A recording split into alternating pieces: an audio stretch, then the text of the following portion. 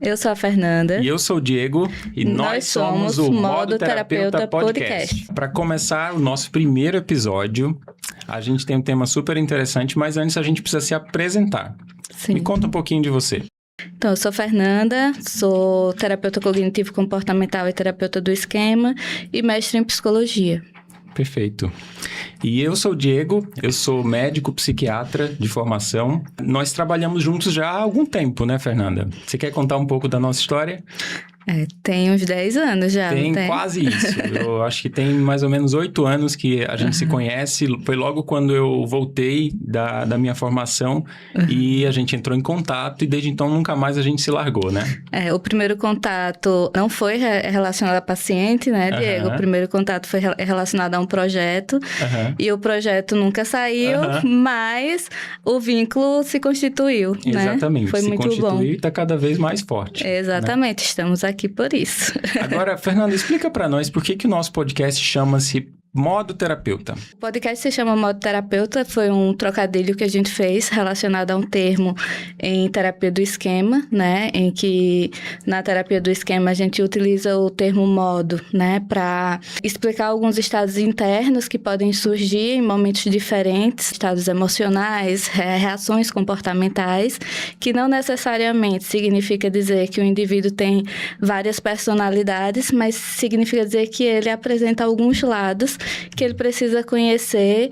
E na terapia do esquema a gente tem os modos criança vulnerável, os estilos de enfrentamento, a gente tem o modo adulto saudável e fazendo uma correlação com isso a gente trouxe o nosso lado, que é o nosso modo terapeuta. O lado terapeuta. Exatamente. Né? Exatamente. Voltado aí para o tratamento dos nossos pacientes. Isso. Né? E hoje, Fernanda, a gente vai tratar de um tema super interessante que eu acho que apresenta um pouco da gente, né? A gente vai falar justamente da intersecção dessas duas áreas, da sua área, que é a psicologia, e da minha área, que é a psiquiatria. Isso. Duas áreas que são, inclusive, muito confundidas, né? Existe muita intersecção, mas muita confusão também, porque as pessoas muitas vezes não sabem a quem procurar, quando procurar, e a gente vai falar um pouco disso também. Hoje a gente fala também um pouco sobre da relação, né, que a gente tem entre nós e também com os nossos pacientes. Isso. Para começar, eu acho que a gente pode falar um pouco da formação de cada um de nós, que faz da gente cada profissional, né, que nós somos hoje. No meu caso, né, a formação é em psicologia, né, são 5 anos de formação. Acrescentada a formação em psicologia, dentro da psicologia a gente escolhe uma abordagem. A minha abordagem, como já dito, é a terapia cognitivo-comportamental e terapia do esquema. Eu trabalho com a clínica em psicologia, né? E na clínica a gente trabalha o acompanhamento, o acolhimento, o direcionamento de pacientes que chegam com alguma demanda emocional. A gente faz um acompanhamento efetivamente no sentido de identificação de modos disfuncionais, trazer um autoconhecimento, um entendimento do que está gerando aquele sofrimento no indivíduo, de mudanças de comportamentos, né, de alinhamentos de vida, coisas nesse sentido. Perfeito, né? E eu, enquanto psiquiatra, sou médico, né? Então, eu fiz 6 anos de formação em medicina na Universidade Federal de Alagoas. Depois, eu mudei para São Paulo, fui morar em Campinas, onde eu fiz a minha residência médica em psiquiatria. Depois da minha residência médica em psiquiatria, eu ainda fiz algumas pós-graduações. Uma em neurociências e comportamento, pela PUC do Rio Grande do Sul.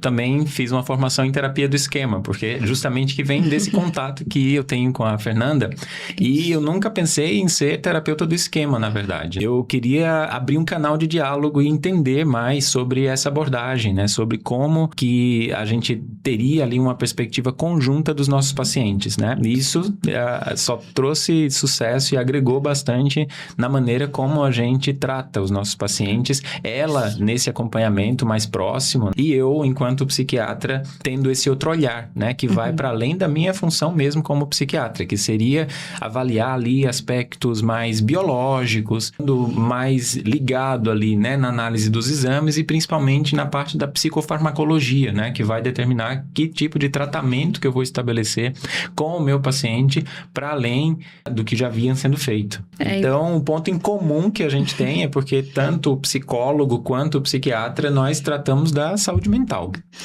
Eu costumo dizer aos pacientes, né, Diego, quando precisa encaminhá-los para você, que no nosso acompanhamento, a gente busca compreender a história de vida e a repercussão da história de vida dessa pessoa ao longo do tempo, e que você é o médico que vai cuidar biologicamente das emoções dele. E para mim faz muito sentido isso, assim, essa perspectiva. E a gente começa a partir daqui fazendo uma pergunta. Fernanda, o que você gostaria, enquanto psicóloga, que todo psiquiatra soubesse? Que psicoterapia não é uma conversa, né? Que a psicoterapia, ela tem método, que ela tem objetivos, que ela tem técnicas, mas que ela não se resume somente a isso. Ela exige vínculo, exige relação, exige ética, exige comprometimento, que não é uma simples conversa, tem método, não é, né? Tem método, não é uma simples conversa, não é um aconselhamento. Pode existir um aconselhamento dentro do processo terapêutico, mas que não se resume a isso. Acho que basicamente é isso. E, inclusive, o psiquiatra ele pode se beneficiar do entendimento desses objetivos terapêuticos ao longo do processo do acompanhamento dele com o paciente também. Perfeito, eu bem sei, né?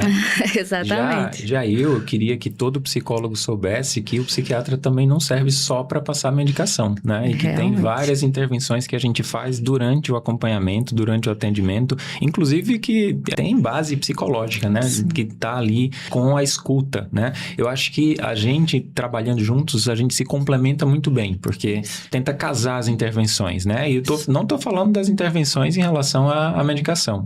Então, a gente funciona mesmo como uma equipe, como um time. Os nossos pacientes vão saber, né? Sempre que eles chegam de uma consulta com você, eu sempre pergunto, e os feedbacks que o Diego te deu? São sempre válidos para a gente adentrar também em alguns pontos dentro do processo terapêutico. Eu acho muito válido. E só vem em decorrência dessa troca, né? Perfeito. E vamos esclarecer assim para o pessoal que casos, por exemplo, se beneficiam mais da psicoterapia e que casos a gente realmente precisa da intervenção do médico psiquiatra. Acho que o primeiro ponto, acho que a gente pode separar uma perspectiva relacionada a pessoas que estão buscando o processo terapêutico por autoconhecimento ou em decorrência, por exemplo, de um processo de luto, de algumas questões que não envolvem um transtorno mental, né, Diego? Isso é um erro, inclusive, das pessoas, achar que a gente só deve procurar terapia quando está em sofrimento, né? Isso.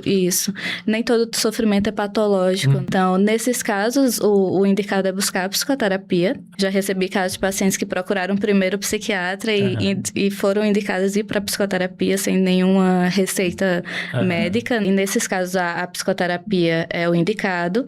E dentro os transtornos mentais, o que a gente consegue entender é que pacientes, por exemplo, com personalidade, eles precisam também do médico psiquiatra, mas a psicoterapia, ela é de fundamental importância, se não é um pouco mais importante do que o acompanhamento medicamentoso, né, Diego? Com toda certeza. Eu costumo dizer que alguns pacientes, na verdade, me dão esse feedback de que a Fernanda foi a melhor prescrição que eu fiz ali no consultório, né? Então, não obstante, a gente observa que os benefícios da psicoterapia, assim, são muito vastos, né? Muito extensos. Além disso, uma outra coisa importante da gente avaliar é a gravidade dos sintomas, né? Então, a gente tem transtornos mentais que se apresentam, quando a gente está falando agora, assim, de transtornos, né? Que se apresentam como transtornos leves, outros moderados e outros graves. E a psicoterapia, baseada em evidências, ela vai trazer benefícios tão importantes, né? Em termos de tamanho mesmo, quanto a medicação nos casos leves, principalmente, né? Quando a gente tem casos moderados e graves, aí é a combinação das duas estratégias que traz aí os melhores resultados, né? Isso a gente também já tem bem documentado pela literatura científica. A gente também precisa esclarecer aí alguns mitos, né? Primeiro eu vou pedir para a Fernanda esclarecer mitos sobre a terapia e eu esclareço mitos sobre a medicação. O primeiro mito é que terapia é uma conversa, né? Eu acho que isso já foi esclarecido, não vou me repetir. Um outro mito é que psicólogo é um amigo, né? Acho que psicólogo não é amigo do paciente. Terapia é para desabafo, né? Exatamente. A psicoterapia também não é para desabafo, né? Para que a pessoa compreenda os seus padrões de funcionamento, tanto aqueles adaptativos quanto desadaptativos, e possa realinhar isso a partir da perspectiva de regulação emocional e de comportamento. E a relação não se estabelece como uma amizade porque não tem esse objetivo, né? O objetivo é que o paciente ele seja o centro do processo terapêutico. terapêutico e não o terapeuta. Então, assim, é um tratamento, né? Não é uma amizade, apesar de existir um vínculo e esse vínculo ser extremamente importante, né? Perfeito. Outro mito, me ajuda, Diego. Acho que é isso, né? Em relação à psicoterapia. Vem muito isso. Mais. Mas acho que são os principais, né? O que geralmente as pessoas têm no senso comum em relação à terapia.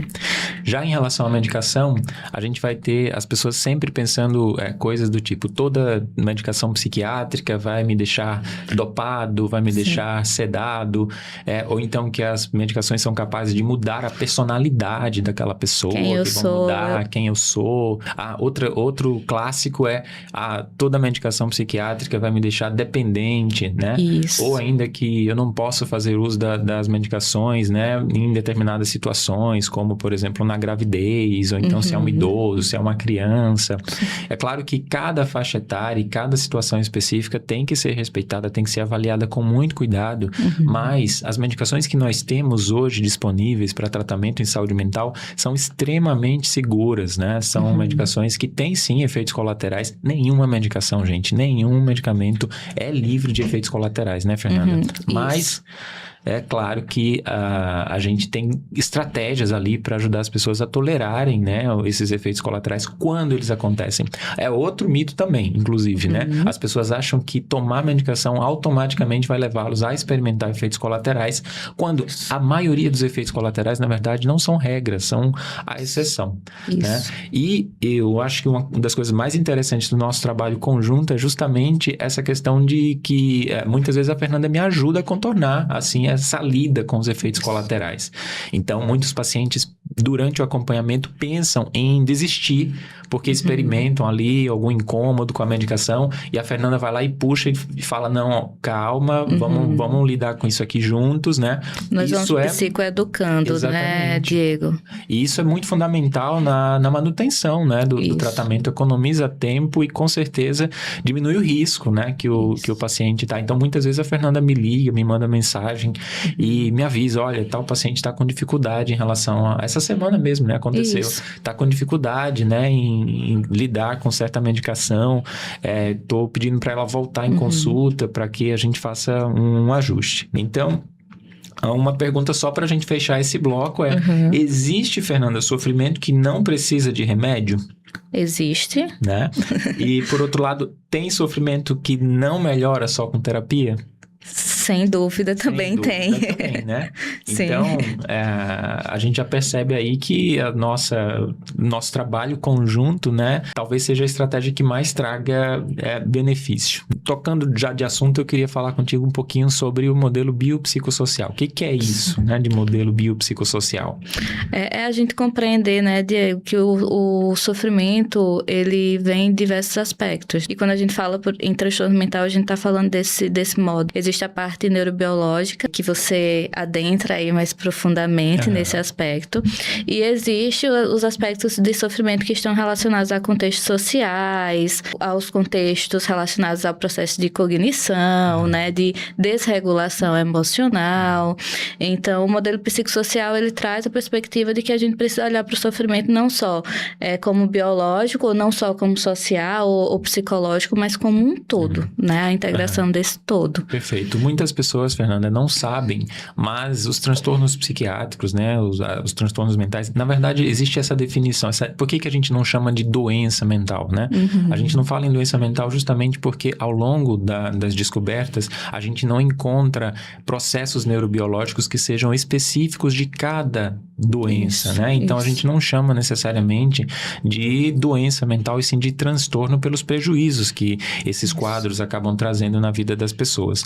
Mas a gente tem sim contribuição genética e tem contribuição neurobiológica na apresentação de certos comportamentos disfuncionais, né? E isso tem que ser muito levado em consideração. A gente consegue ver isso, por exemplo, claramente nos transtornos ansiosos, né? Muitas vezes o paciente chega cognitivamente, é perceptível, né, que existe ali um processo de muitos pensamentos disfuncionais que tem um contexto social que interfere muito nisso, né? Um contexto familiar, um contexto social, relacional, mas que a gente não dá conta sozinho, porque tem um aspecto neurobiológico que traz todas aquelas reações fisiológicas, sintomas né? físicos, sintomas físicos, né? Que muitas vezes as pessoas questionam até se não estão doentes do coração ou com outro tipo de doença, né? E que a gente não consegue dar conta só com a psicoterapia, por exemplo, que precisa do cuidado e da intervenção aí medicamentosa para que a gente possa alinhar esse aspecto fisiológico e cuidar desse aspecto social, psicológico, cognitivo, né? Então, quer dizer, Fernanda, eu acho que cada uma das nossas áreas tem que reconhecer limites, né? Exatamente. Tanto a psicologia tem seus limites e a psiquiatria também tem limites, né? A gente não lida com determinadas questões da maneira mais apropriada, né? Tão apropriada quanto a psicologia e vice-versa. Isso. Então, nem tudo é químico, nem tudo é psicológico, né? Uma interação das duas coisas. Existe uma área de estudos, né, chamada epigenética, né? Que fala justamente dessa interação íntima entre os fatores ambientais, os estressores e o efeito deles na nossa genética, no nosso código genético, e como que isso, por exemplo, é transmitido, né, geracionalmente, né? Então, uma mãe que passa por determinados estressores, isso fica registrado ali no seu código genético e é transmitido aí pro seu bebê, né? E na terapia do esquema, né, Diego, a gente consegue ver muito isso porque a gente inicia fazendo análise do temperamento do indivíduo, né? E esse temperamento, ele pode ser moldado pelo ambiente externo. Então, eu posso ter nascido com um temperamento, vamos dizer assim, muito calmo, muito tranquilo, muito condizente, assim, com não repercussões emocionais, né, ao longo do tempo, mas um ambiente extremamente estressor, um ambiente muito vulnerável, pode afetar esse temperamento e eu posso desenvolver um sofrimento emocional ao longo da vida. Assim como pessoas que podem nascer com essa carga genética, né, de um temperamento mais intenso, mais explosivo, vamos dizer assim, ela pode ter um ambiente tão estável, um ambiente tão coerente, que ela pode nunca desenvolver um transtorno mental, né? Então, isso é um exemplo, e na terapia do esquema a gente investiga, a gente olha profundamente para isso também, né? Até porque o temperamento ele vai ajudar a gente a moldar ali o processo para que o indivíduo também se compreenda em alguns aspectos. Perfeito, excelente. E eu queria que a gente conversasse agora um pouco sobre um trabalho interdisciplinar, né? Então, quando é que essa combinação de psicólogo e psiquiatra funciona melhor, na tua opinião? Acho que quando os dois estão alinhados, né, diante do mesmo objetivo, acho que precisa haver a sintonia entre os profissionais também, no sentido, né, da abertura ao diálogo, à troca, da própria abordagem, né, quando você traz a perspectiva de ter feito a formação em terapia do esquema também, né, eu, como neuropsicóloga também, eu consigo dialogar com você em outros aspectos, né, então acho que essa correlação, ela ajuda. Acho que é isso, o psiquiatra e o psicólogo estarem bem alinhados nos seus objetivos e no tratamento terapêutico, cada um respeitando a sua função, né.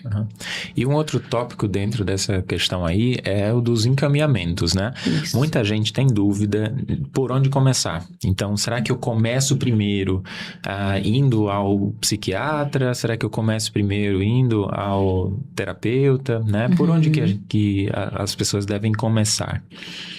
Eu acho que a gente pode dar uma dica para ajudar, talvez, no melhor direcionamento, muito nesse sentido, né? Se o seu sofrimento ele está mais relacionado, ou se a sua busca está mais relacionada a um processo de autoconhecimento, ou é um sofrimento pontual diante de uma situação ocorrida no momento, ou que ocorreu recentemente, e que você entende que você precisa aprender e ter recursos para se autorregular, para se reconhecer, busca psicoterapia. Mas se você, né, está com dificuldade, muitas reações fisiológicas, está com dificuldade de organização de pensamento muito intensa, né?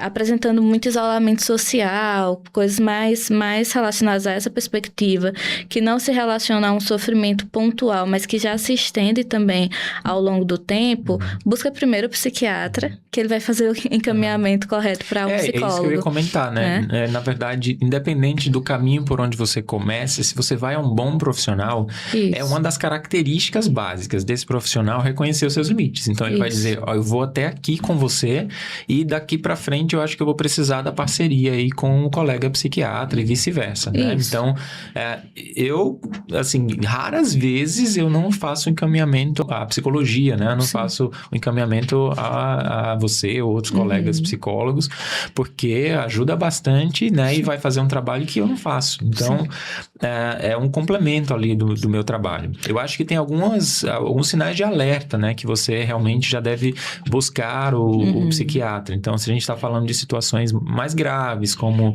risco de suicídio, sintomas psicóticos, né? Como, por exemplo, alucinações, delírios, são situações que fogem muito ao padrão ali de comportamento daquela pessoa. Você percebe que o comportamento dela é totalmente fora ali do cotidiano, do que é esperado, né? De acordo com a personalidade dela, eu acho que você já deve buscar, sim, o psiquiatra e quando for o momento mais apropriado, vai ser encaminhado, né? Isso. E vice-versa, porque nada impede também que uma pessoa que está em uma situação grave procure ajuda do psicólogo e ele reconheça, opa, aqui tem um quadro mais sério, mais grave e a gente talvez precise de uma intervenção medicamentosa ou às vezes uma investigação, né? Através de exames para ver se não tem nenhuma alteração neurobiológica mesmo. Isso. E quando isso acontece, né, Diego, muitas vezes a gente passa por esse processo de falar, olha, a gente precisa dar uma pausa aqui, muitas vezes até você precisa buscar um psiquiatra quando você estiver em uso de medicação, quando ali nos primeiros 15 dias, vamos aguardar, e depois disso a gente retorna ao processo terapêutico, porque às vezes em alguns casos, por exemplo, em quase pacientes com alucinação, delírio, nessa fase inicial a gente não tem muito o que fazer, é a parte mais neurobiológica mesmo, ou então um paciente com transtorno bipolar em fase de mania, é a medicação que vai fazer efeito naquele primeiro momento, e aí depois a gente pode entrar com a psicoterapia efetivamente, né? Fernanda, e um outro ponto, né, da nossa relação é sobre como que a gente se comunica, né, sem comprometer o sigilo, né? Sim. O sigilo ético profissional, que é uma coisa super importante, né? Sim. Explica pra nós. No meu caso, sempre alinho com o paciente. Antes eu falo, eu sempre peço permissão, né, para entrar em contato com você, quando você já é o médico psiquiatra do paciente. Peço a permissão e a gente faz um alinhamento daquilo que pode ser compartilhado ou não, né? E existem alguns fatores, quando eu percebo, por exemplo, o paciente não quer que eu te comunique, mas que é extremamente importante também para o teu acompanhamento, aí a gente vai fazendo acordo no sentido que eu não vou comunicar, mas na próxima consulta você conversa com ele, porque isso é muito importante e pode interferir no teu tratamento medicamentoso. Então, é sempre com o alinhamento com o paciente, da mesma forma que seria, por exemplo, com o familiar, caso o familiar participasse do processo terapêutico em algum momento, seja para psicoeducação ou para orientação, né, Diego? Perfeito. Ao longo desses anos, Fernanda, a gente sempre se reúne, né? Então, o método como essa comunicação é feita também importa. Sim. E a gente tem que ter essa cautela, né? Justamente para evitar que eventualmente vazem dados ou informações íntimas ali do nosso paciente. Então, em geral, a gente evita discutir a fundo através de meios de comunicação como WhatsApp ou internet, né? Claro que esses meios vêm para facilitar, mas quando se tratam de informações mais delicadas, várias vezes a gente senta, vai tomar um café e fica ali por horas discutindo casos, né? Falando ali da nossa contribuição individual em cada um deles, em como a gente pode se complementar e como a gente pode fazer esse monitoramento aí ao longo do tempo. E muitas vezes até, né, Diego, eu tiro algumas dúvidas com você em relação a, Diego, não tá avançando nisso, né? Será que tem algo que é do processo terapêutico? Será que tem algo que é da medicação, que não tá, né, surtindo efeito? O que é que a gente pode melhorar? Então, acho que tem muitos casos, né? A gente já teve alguns casos desafiadores nesse aspecto que levavam um tempo a mais, né? Que vinha um processo de cobrança em relação ao processo de melhora, e a gente sempre alinhado e sempre discutindo o que seria o melhor para o paciente naquela situação, em ambos os tratamentos, né? Perfeito, né? E eu acho que tem uma questão também, que aí a gente já entra, assim, num campo mais espinhoso, que são aí de ruídos da comunicação, porque a gente não é só paz e amor, né? A gente também discorda, a gente traz pontos aí de vista que são diferentes.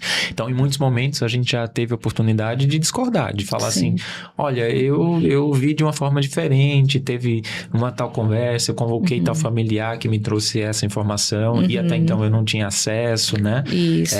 Eu penso mais em outro diagnóstico, né? Então, existem sim ruídos na nossa comunicação, né? E por isso que é tão importante da gente discutir as coisas no cara a cara ali, para entrar em detalhes mesmo, não só mensagens curtas que podem ser até mal interpretadas. Isso. E você acha que existem preconceitos entre as nossas profissões? Eu acredito que já existiu mais, né? Já existiu mais, mas atualmente eu acho que a gente vem desmistificando bastante essa relação. Eu dou aula na residência, né, Diego? Na residência médica de psiquiatria. Exatamente, né? Na TCC, na terapia cognitivo-comportamental. E eu vejo que os meninos mais jovens que estão entrando agora já vão entrar com outra perspectiva em relação a essa relação do psiquiatra e do psicólogo, né? As pessoas também mais jovens, de formações mais recentes, assim, o contato inicial é sempre mais aberto, né? Então, acho que a gente vem desmistificando muito essa relação entre psicólogo e psiquiatra. Acho que antigamente existia muitos preconceitos e talvez alguma rivalidade, assim, não consigo entender tanto o porquê, mas existia, né, uma barreira. Às vezes a gente entrava, acho que lá no começo, quando eu iniciei atendendo, né, alguns contatos com alguns psiquiatras, muitas vezes a gente iniciava ali uma conversa, mas essa conversa ela não se estendia, né, ou muitas vezes ficava de entrar em contato e não entrava, né, e isso só prejudica muitas vezes o acompanhamento do paciente, né, isso não vai prejudicar eu enquanto profissional, não vai prejudicar o colega, mas prejudica o tratamento do paciente, né, nesse aspecto. Mas eu acho que já existiu mais. Eu concordo com você. Eu acho que também já existiu mais, mas também acho que ainda existe. Porque, trazendo assim um contexto histórico, né, a gente vê que a psiquiatria é uma área extremamente estigmatizada, né? Então, e com razão, né? De certo modo, a gente viu práticas ao longo da história da psiquiatria que são execráveis. E eu acho que isso causa, né, alguma repulsa, algum preconceito, não só por parte da população geral, né, não só por parte das pessoas em geral, mas também até por profissionais que têm uma outra formação e que não conhecem a fundo como que a psiquiatria é feita hoje.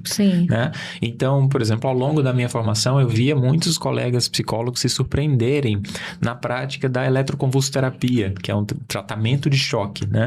Que era utilizado de forma completamente inapropriada nos primórdios ali dos manicômios e que hoje em dia é realizado tranquilamente como um tratamento de terceira linha, né, para casos graves de depressão, por exemplo, e que tem muita eficácia, né, e é extremamente segura, é feita sob anestesia, num centro cirúrgico ou um centro especializado, né, com suporte ali, e é um procedimento super curto em duração, né, dura 60 segundos no máximo. Então, eu via muitos colegas psicólogos olharem assim com muita aversão a esse tipo de abordagem, até eles assistirem o procedimento e verem que, não é aquilo também que eu pensava, né? Porque era antes uma prática punitiva, mas, não é desse jeito, né?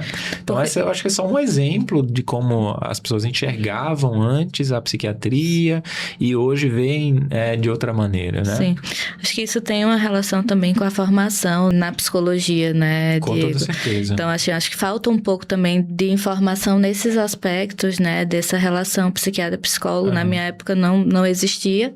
Não se fala muito sobre essa psicofarmacologia, onde entra esses outros aspectos, né, também.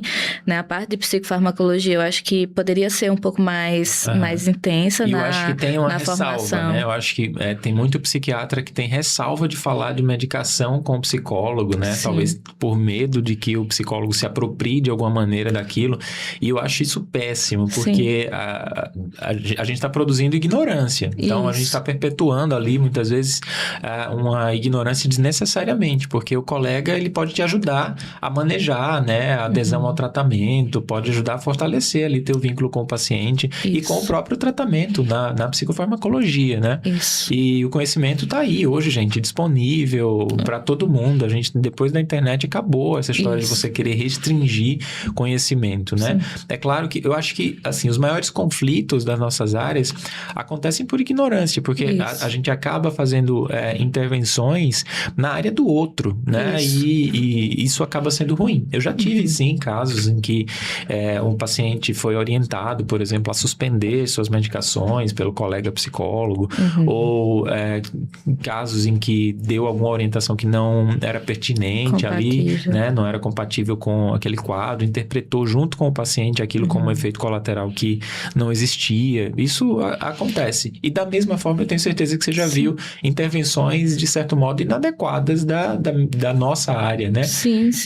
Com os pacientes. E acontece muitas vezes justamente por falta de conhecimento, por falta de informação em relação à área, né, Diego? Então, acho que tem uma questão de formação aí, tem todo um processo histórico, como você bem colocou, envolvido na psicologia, a questão da abordagem teórica, né? É muito recente que a gente vem construindo essa terapia baseada em evidências, né? Onde as abordagens se propõem a comprovar o método, né? E não tenho dúvida que isso também interferiu ao longo do tempo, né, nesse processo dessa relação, né? Perfeito. Eu acho que a gente agora poderia falar um pouco, assim, de exemplos clínicos, né? Em que caso que você lembra, assim, que a gente acompanhou e que você acha que fez muita diferença esse acompanhamento conjunto desse nosso diálogo que a gente tem tão presente? Sem expor o paciente, né? Sem citar nomes. Você lembra de algum? Me veio muito claramente, né, Diego, em um contexto... É um contexto relacionado a tentativas de suicídio, intensas, recorrentes, né? De um quadro de personalidade que a gente acompanhou e que a paciente já está em alta... de psicoterapia há um tempo, né? Já houve idas e vindas nesse processo, mas que atualmente eu recebi inclusive uma mensagem dessa paciente, né, que está vivendo uma outra realidade de vida. Não vou expor porque, né, por questões éticas, mas que vive uma outra fase de vida, uma fase mais madura, uma fase mais regulada, né? Atribuindo muito mais sentido à vida de outras maneiras, né, do que quando chegou pra gente, que era de uma forma muito desesperançosa, muito instável, sem recursos de regulação. Por que você acha que a nossa intervenção conjunta fez diferença nesse caso? Porque você trouxe a parte de estabilizar o humor, né, com o estabilizador de humor, a parte neurobiológica nesse aspecto, que vinha relacionada aos aspectos de desesperança, né, do humor deprimido, da sensação crônica de vazio, né, e dos episódios de desrealização, despersonalização. Então, claramente precisava ali do estabilizador de humor. E no caso da psicoterapia, da paciente compreender os padrões disfuncionais que existiam, de adquirir recursos de regulação emocional, né, de utilizar estratégias para se regular emocionalmente diante das situações e de atribuir outros sentidos à vida, né, nesse aspecto. E eu acho que por isso que fez efeito, né? Perfeitamente, né? Eu acho que a gente poderia citar inúmeros... Você lembra desse casos? Talvez, né? A gente não pode confirmar agora, mas talvez. Eu lembro, sim. Eu acho que tem inúmeros outros casos, assim, de diagnósticos diferentes, inclusive. Sim. Se a gente pega, por exemplo, uma paciente que... Vamos citar um exemplo recente dessa semana, por exemplo. Uma paciente que faz acompanhamento conosco e faz tratamento do TDAH, né? Que é um transtorno aí bastante difundido, as pessoas conhecem um pouco sobre, né? Sim. E eu trato essa paciente, ela, na verdade, ela tem uma comorbidade, né? De TDAH com ansiedade. Isso. E ela vinha experimentando alguns desconfortos. Quem trata TDAH comórbido, a ansiedade, que é quase uma regra, sabe que o tratamento para o TDAH, ele vai meio que de encontro ao tratamento para a ansiedade, né? Dificilmente a gente consegue ali, tem que fazer um casamento das duas abordagens em termos de psicofarmacologia. Porque as medicações que tratam o TDAH, muitas vezes acabam piorando um pouco os sintomas ansiosos, né? Isso. E é justamente o caso dessa paciente, né? Ela vinha em acompanhamento e o que acontece é que a Fernanda, ela está acompanhando essa paciente toda semana, né? Eu não estou vendo essa paciente toda semana. E ela me traz informações muito pertinentes, muito importantes ali, de intervenções que eu precisaria fazer, né? Com a medicação, possivelmente. E que se não houvesse esse diálogo entre nós, possivelmente a gente veria essa paciente abandonar o tratamento, né? Ela olharia para aquele incômodo e falaria, não, tá piorando minha ansiedade, vou largar isso aqui. Ou sustentar o tratamento, né, Diego, com a eficácia relacionada à desatenção, mas com mais sofrimento relacionado à ansiedade. Que era o que estava acontecendo, né?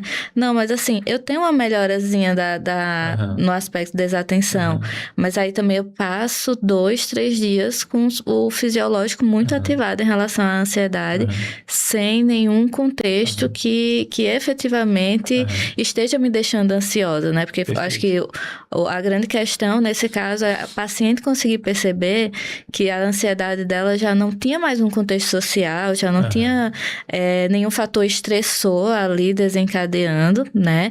Não estava relacionado ao TDAH em si, né? Às dificuldades do TDAH, mas que todas as vezes que ela estava tomando a medicação ativava mais ela no sistema fisiológico da ansiedade, né? Então, ela ficava ansiosa sem entender por que ela estava ansiosa, né? Mas sustentando pelo pouco que ela conseguia em relação à melhora da desatenção, né? E que a intervenção que eu fiz, na verdade, é algo que muita gente não sabe, mas é possível a gente tratar TDAH sem piorar a ansiedade. Isso. Então, a gente escolhe uma medicação que não seja estimulante e, com isso, a gente tem um bom resultado em relação ao déficit atencional, sem prejudicar o outro lado, né? Sem causar a ansiedade ali no E foi no o que eu coloquei para ela, né? Tu não precisa sustentar esse sofrimento, tu pode retomar, conversar com o Diego, eu tenho certeza que ele vai acolher isso e vocês vão conseguir alinhar de uma melhor forma esse processo, né? E aí foi quando ela decidiu retornar efetivamente o que ela estava sustentando ali, né?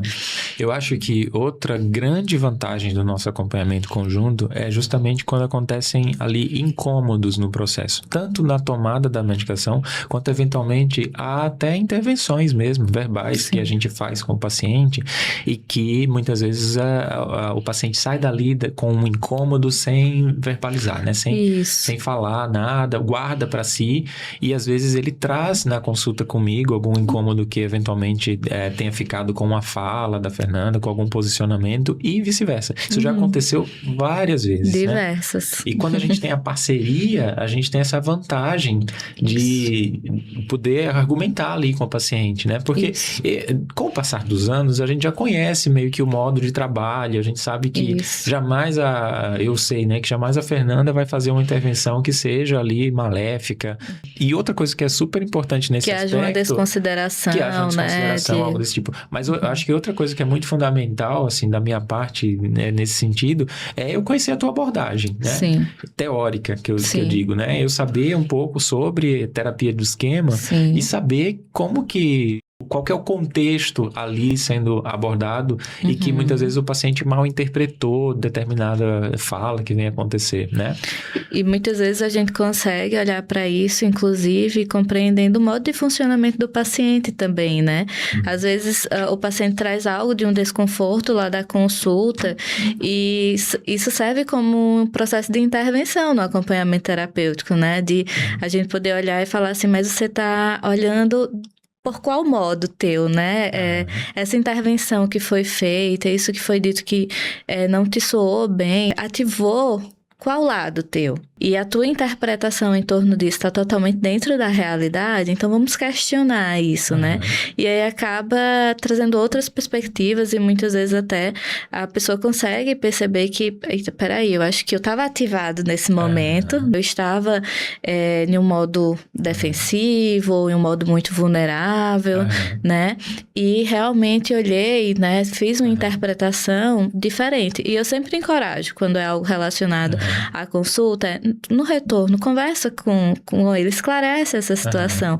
Vamos entender se realmente é isso que a gente está pensando, que a gente está construindo. Mesmo, né? Exatamente. E isso é muito válido para a manutenção do tratamento, né, Diego? Porque muitos pacientes saem com desconforto e não voltam mais. Exatamente. Né?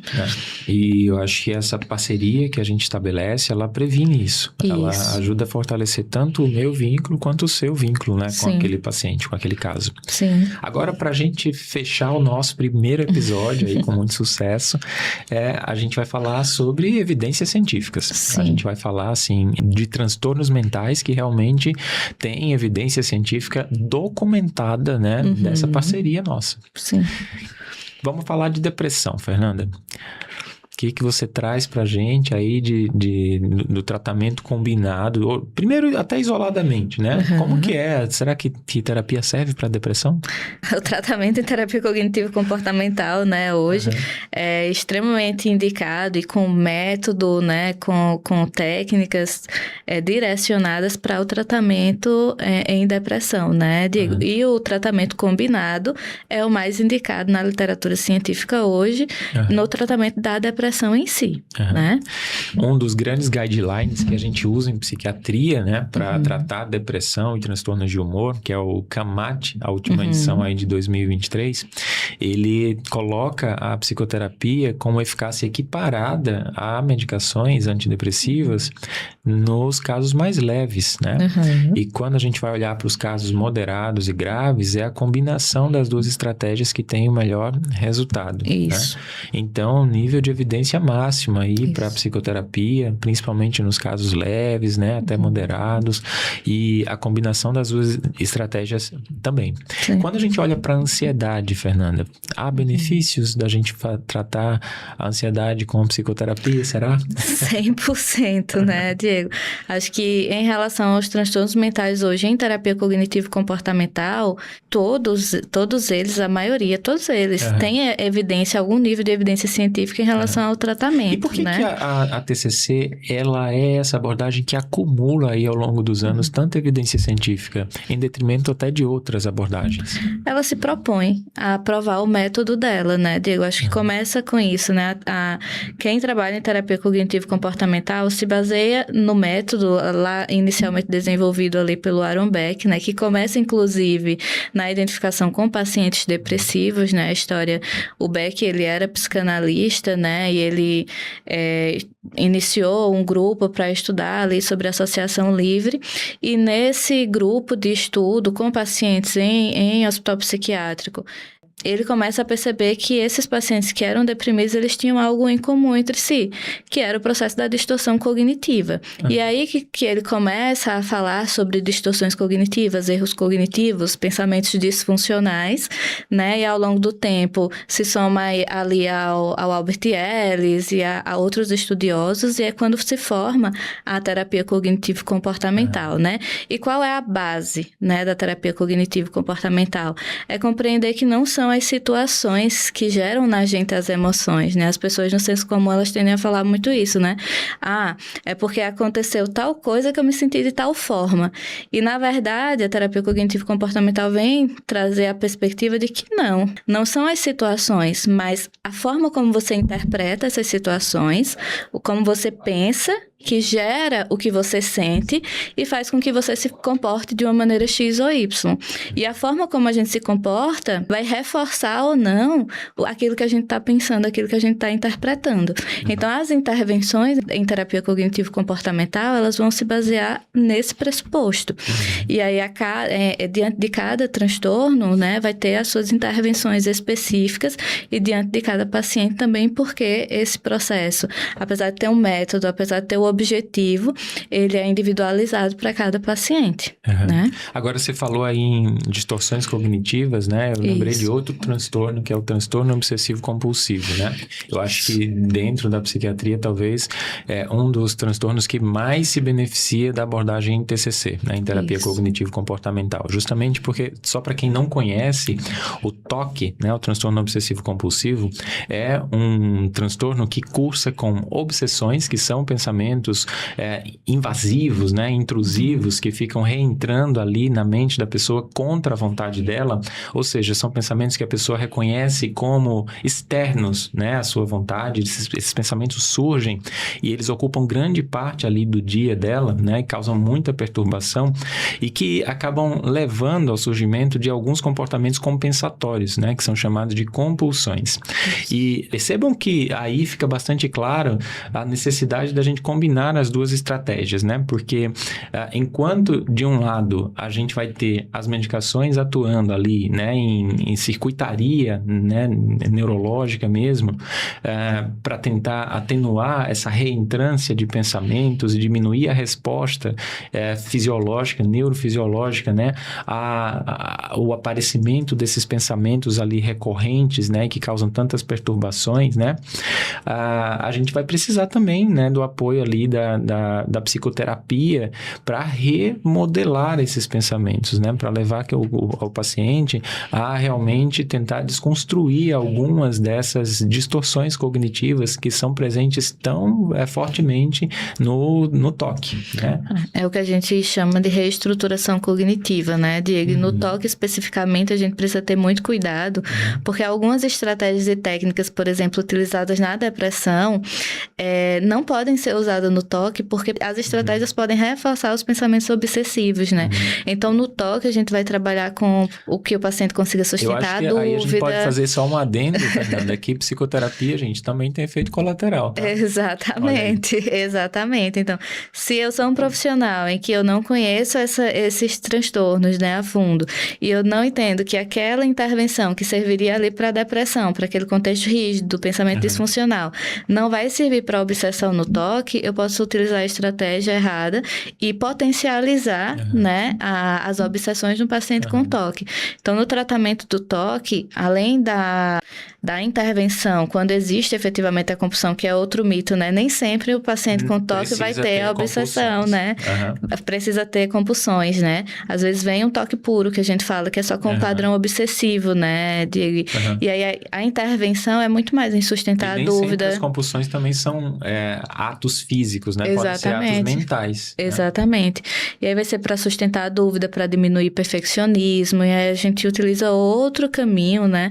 Outro meio para atingir os objetivos em psicoterapia, né? Você falou aí da depressão, né? Comparando ao TOC das intervenções, eu lembrei justamente de como, por exemplo, existem intersecções ali entre esses dois diagnósticos, né? Isso. E que muitas vezes as pessoas podem confundi-los, né? Sim. A gente tem que fazer esse diagnóstico diferencial.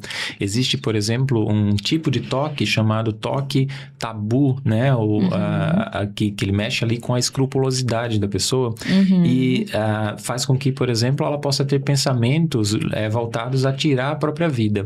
Mas diferente da depressão, esses pensamentos eles são ego-distônicos. Então, a pessoa rejeita esses pensamentos ativamente. Ela não consegue entender por que ela está pensando em tirar a própria vida. É diferente da depressão. Então, fica fácil entender como, vejam, o mesmo pensamento de tirar a própria vida que existe na depressão e no TOC tem ali perspectivas completamente diferentes, né? E portanto, a abordagem que a gente vai ter de tratamento, né, psicoterápico e até medicamentoso também, tem que levar isso em consideração.